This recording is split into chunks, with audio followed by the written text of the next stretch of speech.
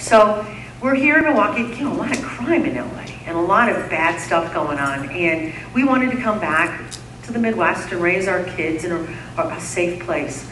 So when we came back, I guess it was not, we couldn't have been back more than a couple months, when my son brought home a young boy from school.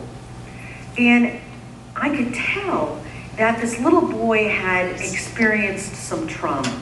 I have had a lot of trauma in my life as a child, and I think there's sort of this connection that people who have gone through certain things tend to have with one another. And I knew right away something had happened.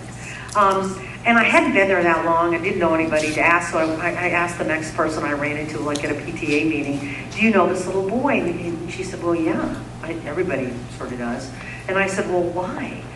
And she said, well, about 4 months ago, his father killed his mother in front of him, came home and shot her dead in front of the little boy.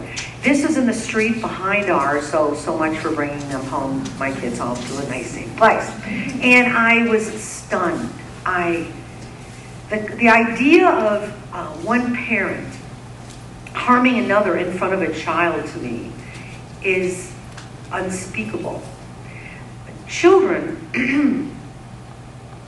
parents to children are godlike. And I started to think, how does that little boy now feel about his father?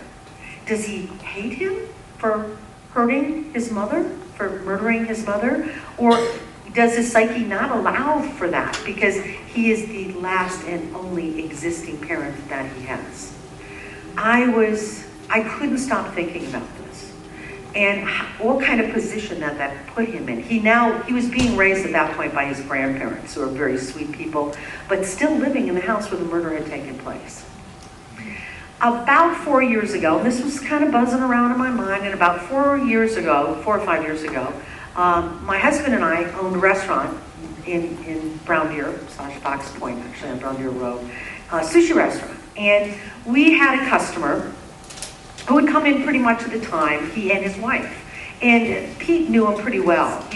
My husband loves golf, and Steve also loved golf. And they became pretty chummy and almost business partners in a kind of a way. And one morning we got up, and Pete looked at me and said, you're not going to believe what happened last night. Steve went home and strangled his wife in the kitchen. Dead. Now, she had just been in the restaurant the day before. This is a really hard thing to comprehend when it happens to you on a personal level. They were having marital problems, and she wanted a divorce, and now if you could have known this man, he was the most unassuming, quiet, almost Casper milquetoast kind of guy. You would never expect this man capable of any sort of violence. None. So he picked up his wife's body, and this is a little grim, I know, but I'm fascinated by this stuff. He picked her up and put her on the couch in their den and put a blanket up and went to bed. And when the little girls got up in the morning to go to school, they said, he got them up and he said, shh, don't wake mom, she's sleeping.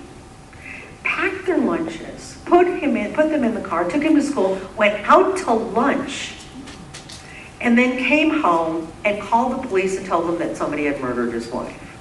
Well, of course, it's, the cops figured it out within like 30 seconds. And he is now in prison, of course. But now there's these little girls who are left in the same situation exactly as the little boys.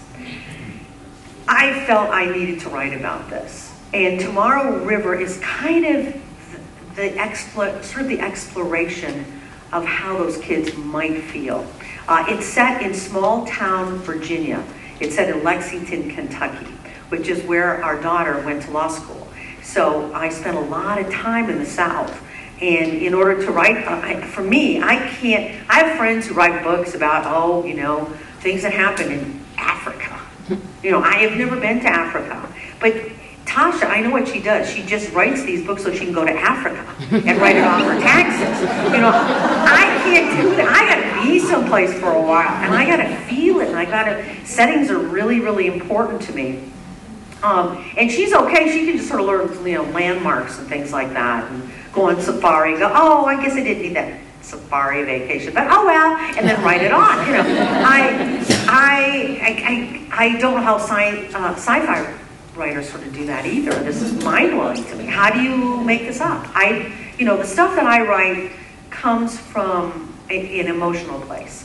Something that I've felt or concerns me or bothers me or interests me or that I've experienced or somebody else I know and love has experienced. I can't make stuff up totally. So Lexington, I got to spend a lot of time down there, and it's a really interesting part of the South. Land of 100 Wonders is set in small town Kentucky. Lexington's different. It's almost East Coast South, if I can sort of describe it that way. It's got a very different feel. It's much more educated as a rule, and the people are kind of different. But in many ways, that whole feel of the South, because the book is set in the early 70s, talking about the difference between the South and the North is fascinating to me, because it is different down there. It is, you know, very different. They still call us Yankees, okay? My son-in-law is from Georgia, and when he first came up to visit us the first time, he had never been north of the Mason-Dixon line. And he was terrified. And of course, I used that to my complete advantage. I tormented this kid. It was great. He, to this day, when he messes something up, you know, he's supposed to be doing or screws up, I go, oh, well, you know, one more reason why the South will indeed not rise again. So we have a lot of fun with him. But we also have a whole Southern family inside of our family now. So, so I've got a lot of experience in dialects and writing from the South in a Southerner's somewhat perspective.